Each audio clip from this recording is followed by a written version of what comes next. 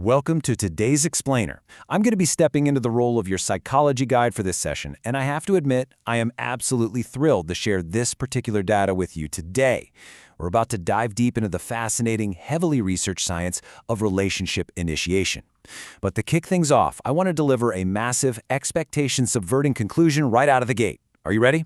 We have all been sold a massive cultural fiction about how love actually starts. Yep, the overwhelming majority of romantic relationships simply do not begin with two ridiculously attractive strangers locking eyes across a crowded, smoky room. They don't start with a sudden, electric spark on a blind date, and they certainly don't start with a quick swipe on a dating app. As we're going to see from the incredibly rigorous meta-analysis we're unpacking today, the true foundational bedrock of human romance is actually platonic friendship. So before we get into the heavy data, I want you to take a quick second and genuinely reflect on your own life. Think back for a moment. How did your most significant romantic relationship actually start? Really picture it. Did you meet your partner as a complete stranger, immediately sizing each other up for romantic potential? Or was it a slow burn? Was it someone you already knew, like a classmate, a coworker, or just a mutual acquaintance where you were just hanging out as friends for months, or maybe even years, before a romantic spark was ever even acknowledged?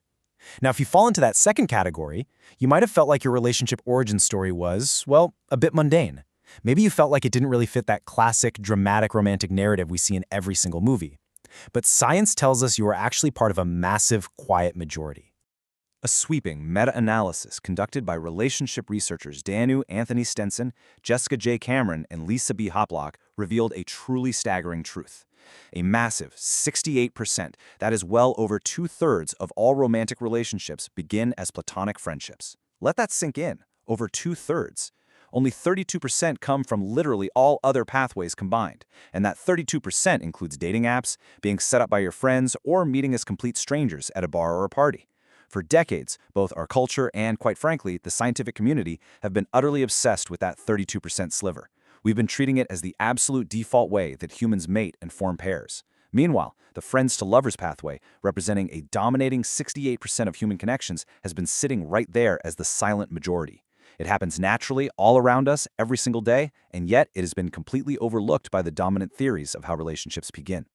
So, here's our roadmap for this explainer. First, we'll examine this unexpected romance conclusion. Second, we'll contrast Hollywood myths with actual data. Third, we'll walk through the friends-to-lovers timeline. Fourth, we'll ask why science missed this. Fifth, we'll uncover the secret to lasting love. And finally, we'll wrap up with actionable steps. Section 1. The Unexpected Romance Conclusion. Let's be clear about something right away. The researchers didn't just ask a handful of people to reach this conclusion.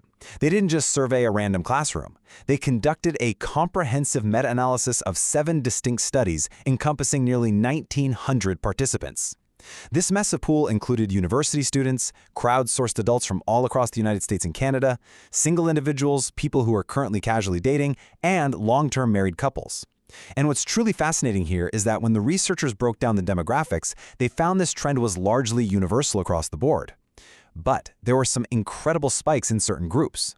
For instance, among married adults under the age of 30, the rate of friends first initiation jumped to a whopping 84%. And for people in same-gender or queer relationships, a massive 85% reported starting as friends. This incredibly robust dataset emphatically proves that friendship isn't just a cute alternative pathway to romance. For most demographics, it is literally the primary pathway. Section 2. Hollywood Myths versus Actual Data. If this is the empirical reality of how humans actually connect, why on earth do we think so differently about dating? Well, we're basically dealing with two entirely different worlds here. On one hand, we have the Hollywood meet cute. This is the Western dating script that has basically remained unchanged in movies and television since the 1950s. You know exactly what I'm talking about. Two exceptionally attractive strangers bump into each other, they drop their groceries, they lock eyes, and boom, they feel an immediate, undeniable spark. This cultural script dictates that relationships start because instant sexual attraction prompts bold, direct behaviors between complete strangers. It demands fireworks from day one. But on the other hand, we have the scientific reality. The data shows that real relationships are actually incredibly messy. They are deeply personal and highly organic. They are built on slow-blooming attractions. They evolve during late-night cathartic conversations on a ratty couch, or over a shared inside joke between people who already deeply trust each other as friends. Hollywood sells us the illusion that romance requires strangers and a lightning bolt, but the empirical data proves that romance usually requires time, trust, and a solid pre-existing foundation. Moving right along to Section 3, the friends to lovers timeline. Let's step into what that foundation actually looks and feels like in practice, almost like a story. When we talk about friends to lovers, we are not talking about acquaintances who grab a quick coffee twice and suddenly decide to move in together. Not at all. The data reveals an incredibly rich, extended timeline. Couples in these studies were friends for an average of almost 22 months before they transitioned into a romantic relationship. I really want you to imagine that lived experience for a second. Picture month 0. You meet at a mutual friend's barbecue, or maybe you're paired up for a long-term project at work. You're just friendly, nothing more. Now fast forward to month 12. By this point, you are deeply integrated into each other's lives. You know exactly how they take their coffee. You've seen them totally stressed out wearing old sweatpants, completely unbothered by trying to impress you. You've celebrated their career wins, and you've probably helped them move a heavy sofa up a terrible flight of stairs. You have built a massive reservoir of psychological safety. It is only way down the line, around month 22, after almost 2 full years of shared history, that the romantic plunge is finally taken. This slow, beautiful burn stands in dramatic contrast to modern dating culture, which often expects relative strangers to evaluate each other for marriage material over a single high-pressure dinner. Now, we absolutely have to shatter a very persistent societal myth right here, the whole idea of the friend zone, or basically the cynical assumption that people only become friends with someone because they're secretly waiting for a chance to date them. When university students were asked about their genuine intentions when they first formed these friendships, a full 70% stated they had absolutely no romantic intentions or attraction whatsoever at the very beginning. Only 18% said their partner had early intentions, and just 12% said they themselves did. This is huge. It means the vast majority of these people simply became friends organically, without a secret agenda, without an ulterior motive. They just genuinely enjoyed each other's company. The romantic attraction blossomed entirely later, grown naturally from the rich soil of the friendship itself. Section 4. Why did science miss this? This is such a prevalent, deeply human experience. So how on earth did the entire field of psychology completely miss it? The researchers actually included a really poignant quote in their paper that beautifully and empathetically captures the cultural weight of this scientific blind spot.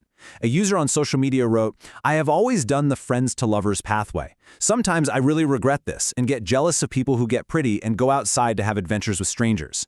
You see, because science and media only legitimize the dramatic adventures with strangers narrative, ordinary people often feel like their natural, slow-burning friendships turn romances are somehow boring or less than.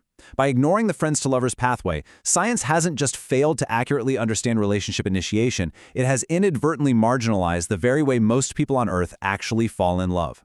And listen, when I say science completely ignored it, I am really not exaggerating the numbers here. The researchers conducted a systematic review of the existing literature. That means they literally went in, counted, and categorized the studies published in high-impact psychology journals and cited in popular university textbooks over the last 2 decades. And what they discovered was a staggering imbalance. A whopping 84% of all studies on relationship initiation focused exclusively on romance sparking between absolute strangers. Only a meager 18% of studies even mentioned or focused on friends-first initiation. Think about that. For 20 years, the scientific literature has had a massive, glaring blind spot, hyperfixating on the 32% of relationships that start between strangers while practically ignoring the 68% that begin organically as friends.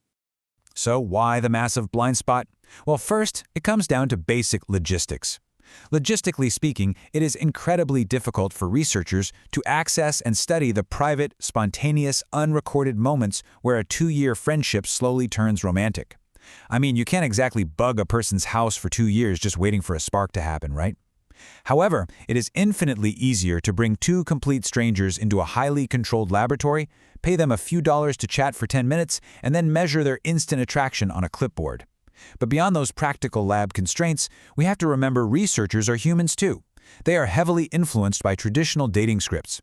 Our culture has very rigid, pervasive, heteronormative rules about how men and women are supposed to act on formal dates, who asks whom out, and exactly what the sequence of events should be.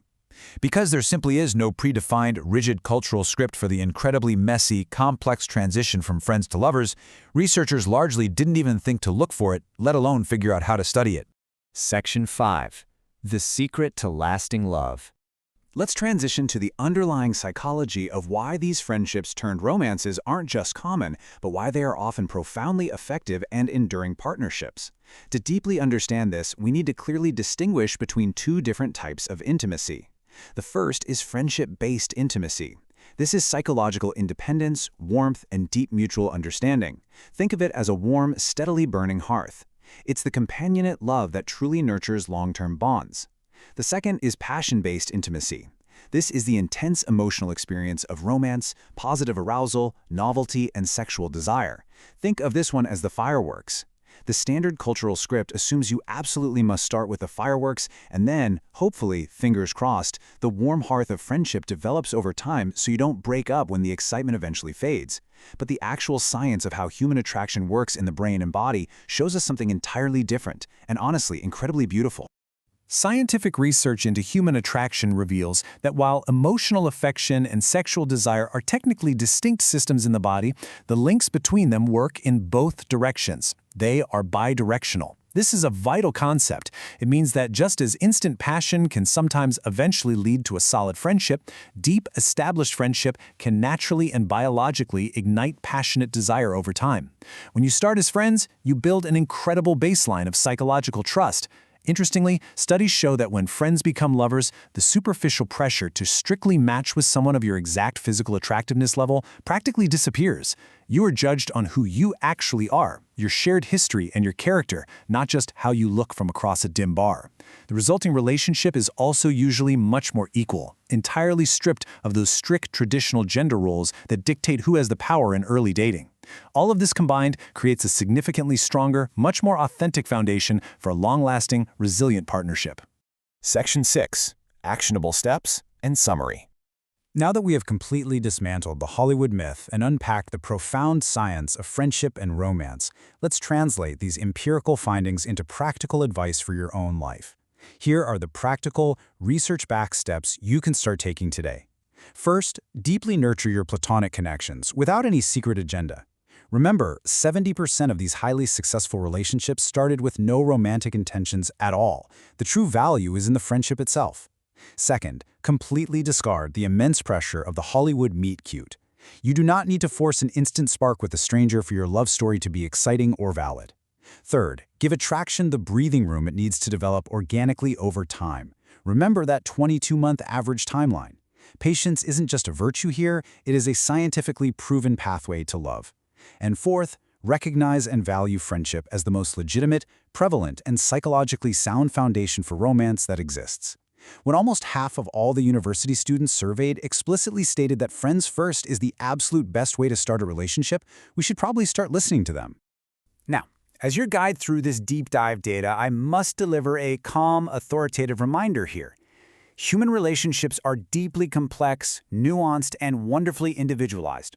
The scientific research presented today shows general trends across massive populations. It does not, and it really cannot, guarantee specific relationship outcomes for any one individual. If you are navigating highly complex interpersonal dynamics, or maybe wondering if you should cross the line with a close friend, please consult a licensed relationship expert or a therapist for personal advice that is tailored specifically to your unique situation. To wrap up our explainer today, I want to leave you with one final provocative question to ponder. Are you overlooking a profound romantic connection right now, simply because it hasn't followed a dramatic Hollywood script? Perhaps the most enduring, passionate love of your life won't be found by locking eyes with a breathtaking stranger in a crowded room.